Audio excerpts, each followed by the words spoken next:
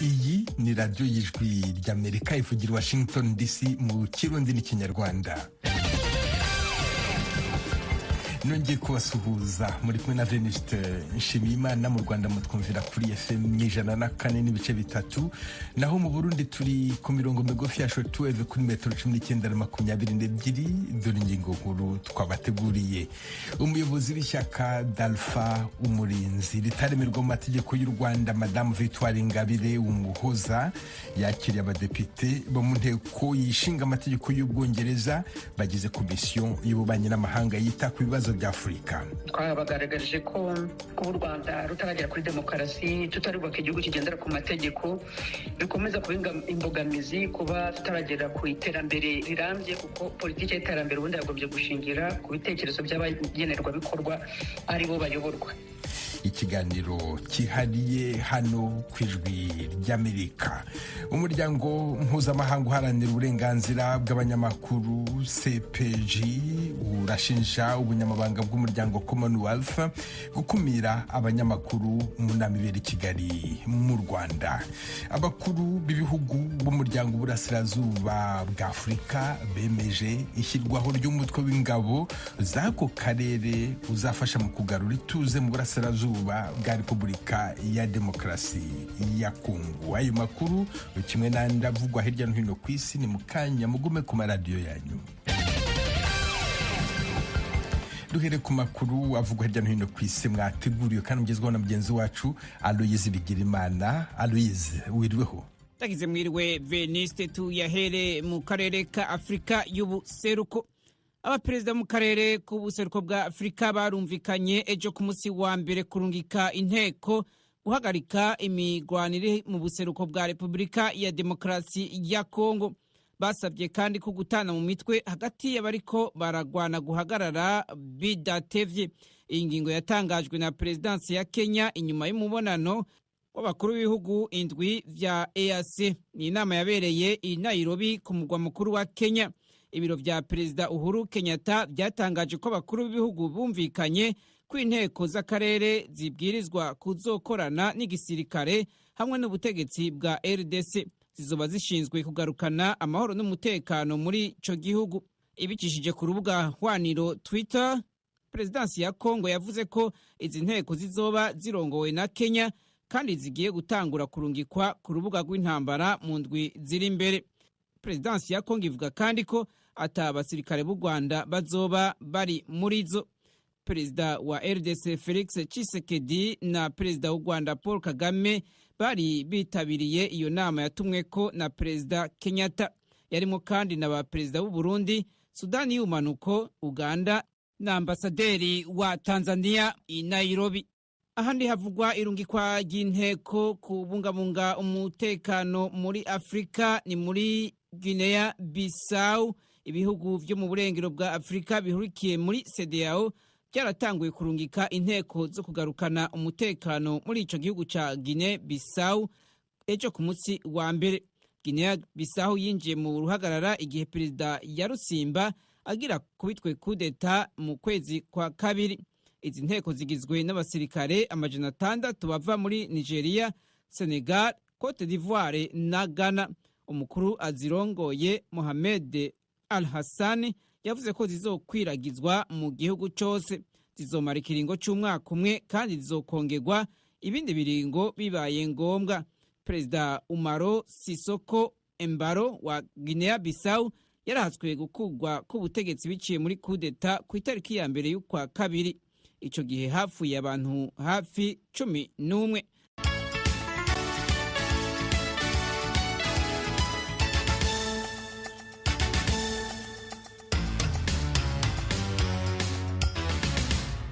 Tukiri mu karere ka CEDEAO muri Mali, abakekwa kuba abajihadiste baragandaguye abasivile barenga 130 mu mpera z'indwi irangiye mu bisagara vyo hagati na hagati muri ico gihugu ca Mali. Abategetsi bo mu karere bavuze ko abo bantu bishwe n'abantu bitwaje ibigwanisho Idialasagu hamwe no mu bindi bisagara bibiri bihakikuje. Amazu y'abanyagihugu yaraturiwe, ibitungwa vyabo birasahugwa. Abategetsi bavuga ko abishwe bari bagiharurwa gushika nejo ku munsi wa mbere. Nahum Togo arongoye umugambwe muri ako karere kitwa Bankas, igisagara gikomeye muri ako karere, yavuze ko abishwe barenga 132 batangajwe na leta.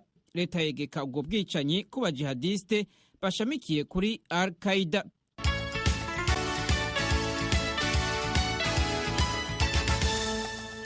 Hanze y'umugabane wa Afrika, intambara hagati y'Uburusiya na Ukraine irabandanya. Perezida wa Ukraine Volodymyr Zelensky yagirije Uburusiya ko ari bwo buzibira ingano zirungikwa ku mugabane wa Afrika, kandi ari bwo butuma ibiciro by'ibifungurwa biduga kuri uyo mugabane. Mu ijambo yashikirije abakuru b'ibihugu vya Afrika ejo ku munsi wa mbere akoresheje ubuhinga bwa video, Perezida Zelensky yavuze ko Ukraine iri mu biganiro byo ku rwego rwo hejuru n'impande zitandukanye kugira bagerageze kuziburura ibivuko vya Ukraine, ariko yemeza ko ibi biganiro ata mwimbu ushimishije biratanga, ku buryo ikibazo c'ikena ry'ibifungurwa kizobandanya mu gihe cyose intambara izomara. Uburusiya burahakana kugira uruhara mu kuzibira ingano ziva muri Ukraine, buvuga ko ibihano bwafatiwe n'ibihugu byo mu burengero bw'isi aribyo byatumye ibiciro by'ibifungurwa byiyongera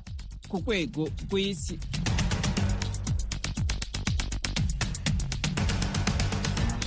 Urakoze Aloyizi Bigirimana. Mukomeje kumva radio y'Ijwi ry'Amerika, umvikanira kuri FM 104.3 mu Rwanda. Mu Burundi ni ku mirongo migufi ya shortwave kuri metero 19 na 22. Mushobora kandi kumva ibiganiro byacu muciye ku rubuga rwa internet kuri wa3.radio@voa.com na ku mbuga za Facebook, YouTube na Instagram. Adresi yacu ni VOA radio yacu. Iwanyu mu ntara. Tuyagire mwisanzuye kwijwi rya Amerika. Ni kuva ku wa mbere gushika ku wa gatanu, kuva isaha 7 gushika isaha 7:30 z'umutaga. Iwanyu mu ntara, iwanyu mu ntara, iwanyu mu ntara.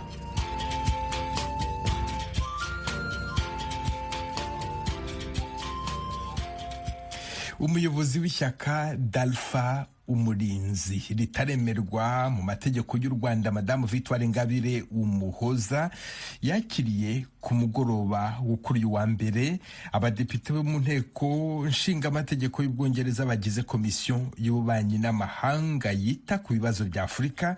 Mu biganiro bagiranye, Madamu Ingabire yabagaragarije ibibazo bya demokarasi n'uburenganzira bwa muntu, avuga ko bitagenda neza mu Rwanda. Ni mu kiganiro cyihariye yagiranye n'umunyamakuru w'Ijwi ry'Amerika i Kigali, Eric Bagirugusa.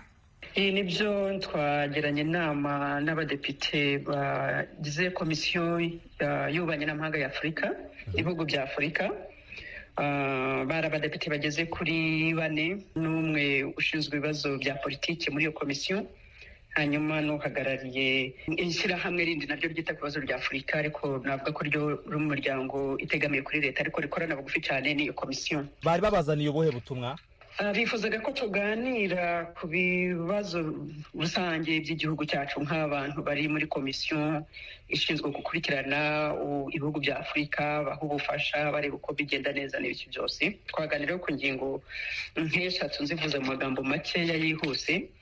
Twarebye nko kubazo kijyanye n'iterambere, twabashimiye ubufasha bw'igihugu cyacu, tubabwira ko hari ibyagezweho koko, ariko tunabagaragariza ko tugifite ikibazo gikomeye cyane mu byaro, aho usanga ubuzima bugikomereye abaturage bakiri mu bukene bukabije. Ku bijyanye n'imiyoborere y'igihugu cyacu, twabagaragarije ko kuba u Rwanda rutaragera kuri demokarasi, tutarubaka igihugu kigendera ku mategeko, bikomeza kuba imbogamizi kuba tutaragera ku iterambere rirambye, kuko politiki y'iterambere ubundi yagombye gushingira ku bitekerezo by'abagenerwabikorwa ari bo bayoborwa. Hanyuma twaberetse nyine kuri ibyo bijyanye n'imiyoborere, ibibazo dufite nk'abatavuga rumwe n'ubutegetsi, imbogamizi duhura nazo, abantu dufite bafunzwe, abanyamakuru bafunzwe, abafunzwe bazira ibitekerezo byabo. Twerekana ko nyine izo zari ingero, twaberekaga ko nyine tugifite inzira ndende yo kugenda kugira ngo twimakaze amahame ya demokarasi mu gihugu cyacu. Ingingo ya nyuma ni ijyanye n'amahoro mu karere k'ibiyaga bigari. Twaberetse ko ibibazo byo mu karere k'ibiyaga bigari intambara zihora zivuka, ko mu by'ukuri byatangiye bihereye ku bibazo byo mu Rwanda. tubereka rero ko igihe ibyo bibazo byo mu Rwanda bidakemuwe burundu ko nyine akarere kazakorana ibibazo. Tubibutsa ko hagomba kuba inama zo ku rwego rw'akarere koko, ariko hagomba kuba n'inama muri buri gihugu kugira ngo basuzume ibibazo bya politiki babishakire umuti. Nko mu Rwanda twababwiye ko nta handi bigomba kunyura usibye gukora ivugururwa mu bijyanye n'imiyoborere y'igihugu cyacu, kandi iryo vugurura rigakorwa binyuze mu biganiro, ariko muri rwa rwego rwo gushakira mu karere k'ibiyaga bigari hose umutekano. Mu biganiro mwagiranye kuri icyo cya demokarasi, mwumvise batekereza iki kuri demokarasi yo mu Rwanda?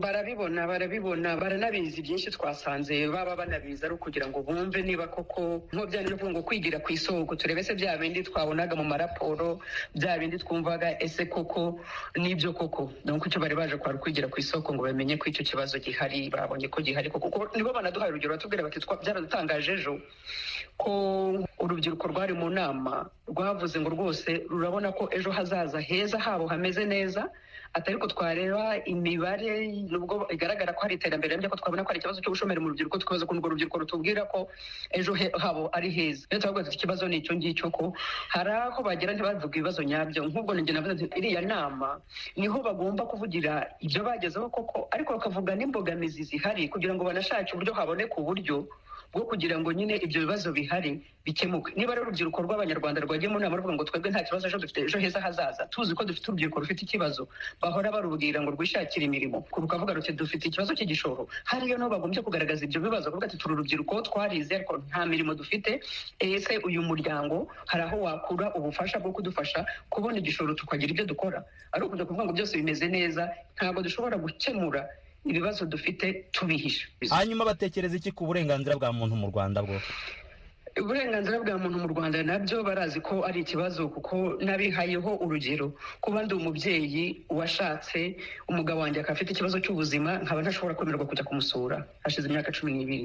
Nkaba mfite abana, umwana wanjye agakora ubukwe, ngasaba uruhushya kugira ngo njye kujya gutaha ubukwe bw'umwana we, kuko se adashobora kugitaha kubera ikibazo cy'uko adashobora gukora ingendo ndende, bakabyanga. Kandi bavuga ngo bateje imbere umugore. Bamwe bavuga bati niba abo bantu batagira ubwo bumuntu bwo kumva icyo kintu cy'umubyeyi damu ukeneye gusura umugabo urwaye, akavuga ati se icyo ni ikintu cyumvikana cyane. Ikindi izingiro natanze ni abantu bacu, mfite abantu twakoranaga bishwe, baburiwe irengero, kugeza uyu munsi badashobora kutugaragariza aho bari. Ni ikibazo bumva cyane, kuko nkuko nakubwiye bari bigize ku isoko. Bakubwiye ko hari aho bazabigeza?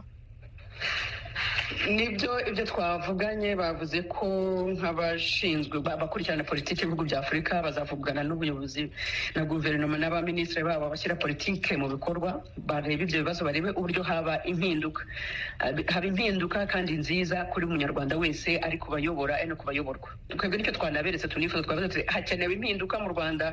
Abantu bamenyere ko impinduka zigomba kuba ari ko hamenetse amaraso, kuko ntabwo icyo kintu tukifuza. Turifuza ko haba impinduka nziza ku buryo buri munyarwanda wese nta n'umwe uzahutazwa, ariko izo mpinduka zikabaho kugira ngo dukomeze twubake u Rwanda rujya mbere. Madamu Victoire Ingabire, umuyobozi w'ishyaka Darufa Umurinzi ritavuga rumwe n'ubutegetsi bw'u Rwanda, ndagushimiye ku kiganiro wemereye Radio Ijwi rya. Yego, namwe murakoze. Iki kiganiro mushobora kugisanga ku rukuta rw'Ijwi ry'Amerika wa eshatu @radio.com no kuri Facebook VOA radio yacu. Umuryango mpuzamahanga uharanira uburenganzira bw'abanyamakuru CPJ urashinja ubunyamabanga bw'umuryango Commonwealth gukumira abanyamakuru mu nama ya CHOGM yatangiye kuri wa mbere i Kigali mu Rwanda. CPJ irasaba ubunyamabanga bw'uwo muryango kwirinda guhindura isabwa n'itangwa ry'uburenganzira bwo gutara amakuru kuri iyi nama igikoresho cya politiki. Temistokle Mutijima. Mu nyandiko y'umuryango wasohoye kuwa gatanu ushize uravugamo abanyamakuru mpuzamahanga babiri bimu uruhushya rwo gukurikirana iyi nama ihuza abakuru b'ibihugu na za guverinoma bivuga ururimi rw'icyongereza. Abo nabo ni umunyakanada Benedict Moran ndetse na Anjan Sundram ukomoka mu Buhinde. CPJ iravuga ko kuwa gatatu ushize, ni ukuvuga ku itariki ya 15 y'uku kwezi, aribwo Benedict Moran yakiriye ubutumwa buvuye mu bunyamabanga bwa Commonwealth bumubwira ko ubusabe bwe bwanzwe. Sundram nawe wari wasabye uburenganzira binyuze mu kigo cya Moran yabwiye CPJ ko ubusabe bwe bwanzwe. Ubunyamabanga bwa Commonwealth ngo bwamenyesheje Moran na Sundram ko ubusabe bwabo bwanzwe bitewe n'uko badakorera igitangazamakuru kizwi. Nyamara Moran akavuga ko mbere yagiye ahabwa uburenganzira bwo gukorera mu Rwanda binyuze muri icyo kigo cye. Uyu akavuga ko iki gisobanuro yahawe giteye urujijo. Muri iyi nyandiko ya CPJ, aba banyamakuru bombi barahuza ukwimwa uburenganzira kwabo n'inkuru cyangwa se inyandiko bagiye bandika ku butegetsi bw'u Rwanda no kuri Perezida Paul Kagame ubwe mu bihe byahise. Kuri Benedict Moran, CPJ iravuga ko yagiye akora inkuru zivuga ku byaha byo mu ntambara bikekwa kuri Perezida Kagame, kimwe no ku mpuha zaba zikwirakwizwa n'ishyaka riri ku butegetsi mu Rwanda FPR hagamijwe kwibasira abatavuga rumwe n'ubutegetsi. Ni mu gihe kuri Anjane Sundram we uyu muryango uvuga ko igitabo cye Bad News Last Journalist in a Dictatorship, tugenekereje mu Kinyarwanda amakuru mabi, abanyamakuru ba nyuma mu butegetsi bw'igitugu, cyavugaga ku ihungabana ry'ubwisanzure bwo gutanga ibitekerezo mu Rwanda, cyaba ariyo ntandaro yo kwimwa uburenganzira. Bwana Moran avuga ko bibabaje kuba ubusabe bwe bwaranzwe, ariko kandi bidatunguranye kubera ko mu Rwanda amajwi yose agize icyo anenga acecekeshwa. Uyu ati abanyarwanda benshi barahunze cyangwa barapfa bagerageza kugendera ku mahame y'umuryango wa Commonwealth, atari ku butegetsi bwahise gusa ahubwo no kuri ubu buhari. Umuryango CPJ uharanira uburenganzira bw'abanyamakuru uravuga ko mu butumwa bwa email ubunyamabanga bwa Commonwealth bwemeje ko ari bwo butanga uburenganzira bwo gutara no gutangaza inkuru kuri iyi nama ku banyamakuru mpuzamahanga. Ni mu gihe leta y'u Rwanda yo itanga ubwo burenganzira ku bitangazamakuru by'imbere mu gihugu. Umuryango CPJ ugasaba ubunyamabanga bwa Commonwealth gukora ibishoboka abanyamakuru bose bakemererwa gutara inkuru zijyanye n'iyi nama ibera mu Rwanda nta kiguzi, kandi inzira yo gutanga ubwo burenganzira ikaba idakwiye kugirwa igikoresho cya politiki. Uretse aba banyamakuru bombi CPJ ivuga ko bahakaniwe, uyu muryango uravuga ko kugera ku wa gatanu abandi banyamakuru mpuzamahanga benshi bari batarabona uruhushya rwo gutara no gutangaza inkuru kuri iyi nama, nubwo bari barabusabye mbere y'itariki ya 23 y'ukwezi kwa gatanu yafatwaga nk'igihe ntarengwa cyo kubisaba. Umuryango CPJ ukavuga ko mu butumwa bwa email wandikiwe n'umuvugizi wa Commonwealth yahakanye ibyo kuba uwo muryango wabo urimo kuzitira abanyamakuru kugera muri iyi nama. Ubwo butumwa buvuga ko ubusabe bw'abanyamakuru bagera kuri 700 burimo kugenzurwa ngo bahabwe uburenganzira bwo kuza mu nama. Gusa yirinze gusubiza ku kibazo kijyanye n'umubare w'ababa bamaze kwemererwa, uwaba amaze kwangirwa n'uwaba ubusabe bwabo bukigwa. Ku ruhande rwa leta y'u Rwanda ho umuryango CPJ uravuga ko Madamu Yolande Makoro uvugira leta y'u Rwanda mu butumwa yawoherereje yawumenyesheje ko leta y'u Rwanda itanga uburenganzira ku banyamakuru b'imbere mu gihugu gusa, kandi ko ku rutonde rw'abanyamakuru mpuzamahanga bemerewe n'ubunyamabanga bwa Commonwealth ukaruha leta y'u Rwanda amazina ya Moran na Sundram atarimo. Uyu muvugizi wa leta abajijwe niba leta y'u Rwanda yaba ifite uburenganzira bwo gutambamira izina runaka kujya kuri urwo rutonde, ibyo yabihakanye. Umuryango CPJ uri mwigera kuri 23 iheruka guhamagarira abakuru b'ibihugu na za guverinoma bahuriye mu muryango Commonwealth gusaba u Rwanda kubahiriza uburenganzira bwa muntu no kwemerera abanyamakuru gukurikirana iyi nama. Ubushakashatsi bw'uyu muryango buheruka kubirebana n'abanyamakuru bafunzwe kugeza ku itariki ya mbere y'ukwezi kwa 12 umwaka ushize bwagaragaje u Rwanda nka kimwe mu bihugu biza imbere y'ibindi mu gufunga abanyamakuru ku mugabane wa Afurika, n'abagera kuri 7 bari mu buroko kugeza icyo gihe. Urakoze Temistocle Mutijima. Inama y'ibihugu bigize umuryango wa Commonwealth uhuza ibihugu bikoresha ururimi rw'icyongereza igeze ku munsi wa kabiri. Kuri wa kabiri hatangiye inama y'ihuriro ry'amashyirahamwe yigenga haranira ineza y'abanyagihugu People's Forum. Abagendana ubumuga bifuza guhabwa umwanya wihariye muri iyo nama. Kuri wa mbere kandi hatangiye inama y'ihuriro ry'abagore bari muri uwo muryango. Kigali, Asumutakaboyi. Iryo huriro rikubiye mu bikorwa by'ingenzi bigize inama y'abakuru b'ibihugu na guverinoma byo muri Commonwealth byatangiye kuri uyu wa mbere ikazasoza ku wa gatandatu w'iki cyumweru. Iryo huriro rihurije hamwe abayobozi b'abagore mu nzego zitandukanye zo mu bihugu bigize Commonwealth, bakaba barimo abahagarariye inzego za societe civile, abikorera n'imiryango mpuzamahanga. Iyi nama yafunguwe na Madame Jeannette Kagame, aho yagaragaje ko ku bufatanye bw'inzego zose bishoboka ko ihohoterwa rishingiye ku gitsina ryaranduka. Madamu Kagame yavuze ko nubwo byabaye ngombwa gutegereza imyaka 2 kubera icyorezo cya COVID-19 hari ibyishimo ko inama y'abakuru b'ibihugu ishoboye kubera mu Rwanda. This year's theme, Delivering a Common Future, Transforming for Gender Equality, affords us the opportunity to focus on 4 imperatives to move the needle for equitable development, namely women in leadership, women's economic empowerment, gender and climate change, and ending violence against women. Aragira ati inama igizwe n'amahuriro ane arimo ihuriro ry'abagore twatangiye uyu munsi.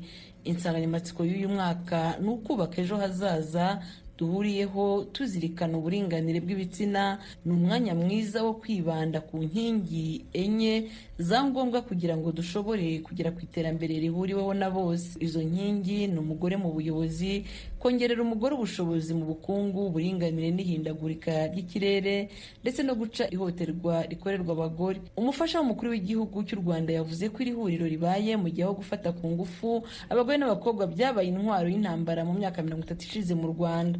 Uyu munsi u Rwanda rukaba ruri ku mwanya wa 7 ku isi mu bihugu biza imbere mu kuziba icyuho mu buringanire bw'abagabo n'abagore.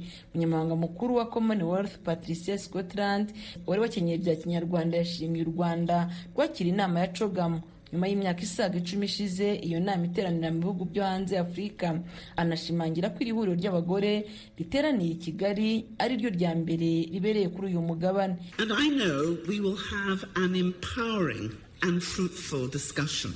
And there can be no better host than Rwanda, with her amazing achievements as a champion of gender equality and women's empowerment. Aragira ati ndizera ko tuzagira ibiganiro byubaka kandi bizabyara umusaruro, kandi rero nta kindi gihugu cyiza cyari kwakiriye inama kubera ibyo rwagezeho bidasanzwe mu guteza imbere uburinganire no guha umugore ubushobozi. Abagore bitabiriye iyi nama bahuriye mu muryango w'ibihugu bikoresha ururimi rw'icyongereza bagaragaje ko hakiri inzitizi zikibangamiye abagore zirimo izihoterwa ribakorerwa, kutagira ijambo ku mutungo no kuba abagore bakiri bake mu nzego zifatirwamo ibyemezo. Ku ruhande rw'u Rwanda, imwe mu miryango yita ku bagore yemeza ko hari icyakozwe mu guhangana n'ihohoterwa rikorerwa abanyarwandakazi, ariko hakiri inzitizi basangiye na bagenzi babo.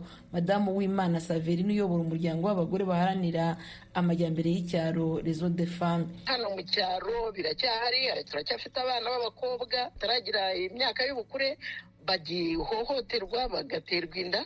Hari n'abagore ubona bagifite ibibazo by'ihohoterwa rishingiye ku gitsina. Hari iryo babakorera rishingiye ku mutungo. Hari aho usanga umugore muganira akakubwira ko ku kijyanye no kuboneza urubyaro we abyumva ariko umugabo we atari yabyumva. Ku kijyanye n'uko bakora imibonano mpuzabitsina babyumvikanyeho, ugasanga naryo iryo hohoterwa riracyahari. Umunsi wa mbere w'iyi nama wabaye nk'utungurana, aho ijwi rya Amerika ryageze wasangaga ibikorwa byakomeje nk'uko bisanzwe. Abitabiriye inama yatangiye mu gitondo cyo kuri uyu wa mbere batunguwe no gusanga imihanda byari byavuzwe ko izaharirwa abashyitsi wasangaga igendwamo n'imodoka zitwara abagenzi cyangwa se na za moto, ndetse n'abantu bafite imodoka ku giti cyabo wabasangaga muri uyu muhanda. Iyo habaga hari abashyitsi baje, ababaga bari mu nzira bahagararaga gato, abashyitsi bagatambuka nabo bagakomeza urugendo rwabo. Inama y'abagore yatangiye kuri uyu wa mbere izamara iminsi 2. Inama ikomeye itegerejwe na benshi ni izahuza abakuru b'ibihugu na za guverinoma 35, ikazafungurwa ku mugaragaro ku wa 5 itariki 24 z'uku kwezi, izakomeza no ku wa 6. Assumpta Kaboyi, Ijwi ry'Amerika i Kigali. Iyi nama ya Commonwealth wowe uyitekerezaho iki? Bisangire n'abumva Ijwi ry'Amerika ku rubuga rwa Facebook kuri aderesi yacu VOA radio yacu. Ijwi ry'Amerika uruwa mbere uri gitego. Mukomeje kumva radio y'Ijwi ry'Amerika ivugira Washington DC mu Kirundi n'Ikinyarwanda. Abakuru b'ibihugu umuryango w'Uburasirazuba bwa Afurika kuri uyu wa mbere bahuriye mu nama i Nairobi basuzumira hamwe ikibazo cy'umutekano muke urangwa mu Burasirazuba bwa Repubulika ya Demokarasi ya Kongo. Bemeje ishyirwaho ry'umutwe w'ingabo z'ako karere uzafasha mu kugarura ituze mu Burasirazuba bw'icyo gihugu. Basabye kandi ihagarikwa ry'imirwano nta yandi mananiza, kandi abari mu birindiro aho baheruka kwigarurira bakabivamo. Abakuru b'ibihugu kandi bashyigikiye ko ibiganiro bya politiki byakomeza. Hagati aho inyeshyamba za M23 zirwanya ubutegetsi muri Repubulika ya Demokarasi ya Kongo zafunguye umupaka wa Bunagana, zemerera abasivili bahungiye muri Uganda gusubira mu byabo. Inkuru irambuye Iginashusi Bahizi. Hashize icyumweru kimwe umutwe w'abarwanyi ba M23 batangaje ko bigaruriye umujyi uhana imbibe na Uganda wa Bunagana n'uturere tuwukikije. Aho ni muri teritwari ya Rucuro mu ntara ya Kivu ya ruguru. Ibihumbi by'abasivile b'abanyekongore barahungiye muri Uganda bari bamaze igihe bakambitse ku rubibi ku ruhande rwa Uganda, bari bari mu gihirahiro batinya gusubira mu gihugu cyabo. Ariko uyu munsi bamwe batangiye gutaha nyuma y'uko abayobozi b'umutwe wa M23 babasabye gutaha. Aba ni bamwe mu batashye bavuganye n'ijwi rya Amerika. Badukoreye neza, ni byiza cyane. Leta ikibazo cyo mfite cyo kuja mu rugo ni byiza cyane, nabyishimiye cyane. Imvura iri kugwa ikatunyagira, n'inzara iri kuturya kandi dufite imyaka. Batubwiye ngo dutahe nta kibazo, ahoro garahari. Anga batubwiye dutahe kuko dushaka amahoro, nta kibazo. Amahoro bareke imirwano abantu babone gutahuka. Nta kibazo. Kica abaturage baba bari gutinya wenda nuko batekereza ngo ati wenda hari abazaba hohoterera. Mbese hari cyo cy'uduterambere cy'impungenge niko wenda ingabo za government ya Kongo zagaruka bagahema karwana sahane twikanje umuturage mbuze kandi umutekano. Ndacho kudutwara turi kuza tukabohoza tukagaruka nta kibazo cyabo. Ariko hari n'abatashe kubera imibereho mibi bari barimo ahibunagana aho bahungiye, akaba ari nta yandi mahitamo bari bafite. Igitimo cyano ko tubonye hari kuduha ameze nabi, utushoje bayo turarambe ari waje nko munzu kwari amafaranga kandi ufite yawe nzu. Ubwo twinzarira duce nda twashobora kuryama hanze mwahiriye mvura n'abana bari kurwara. Inzara kurara hanze kura ku maveranda hanze biri kuduteganya cyane. Dushaka turi mu rugo turindiriye umutegani gukomezamo tuzagumira cyo muri Kongo, kandi ntambane ko nigaruka niba tuzagaruka tuzanahunga. Twabaje umuvugizi wa M23 Major Wiringoma uko umutekano wifashe muri ako karere n'uburyo bazatanga umutekano w'abo baturage. Amani iko vizuri sana, tutabalinda vizuri sana. Hano hari amahoro menshi, ni amahoro gusa. Umwanzi yarirutse, twaramukurikiye tumusunika kure cyane kugira ngo atazagaruka guhungabanya amahoro y'abaturage bacu. Uyu munsi twakinguye umupaka kugira ngo buri wese asubire mu rugo, atangire gukora ibikorwa bisanzwe, abana basubire mu ishuri, abantu basubukura ubucuruzi bwabo, bakore byose bari basanzwe bakora.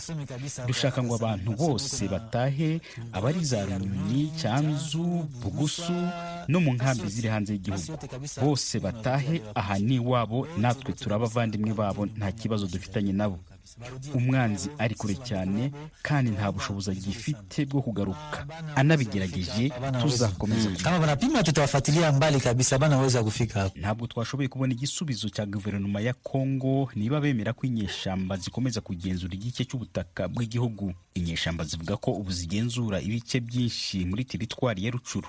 Zivuga ko kuri uyu wa mbere zaguye igice zigenzura zigafata undi mupaka wa Kitagoma mu gace ka Busanza. Uwo mupaka ubarirwa mu birometero nka 20 hepfo y'uwa Bunagana.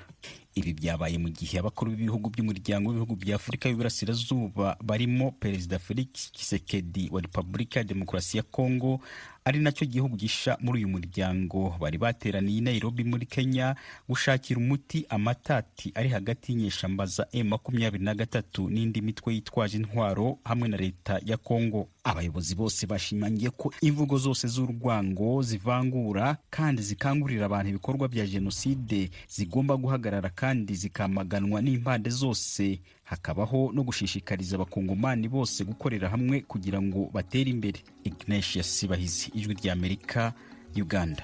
Aha niho dusoreje aya makuru.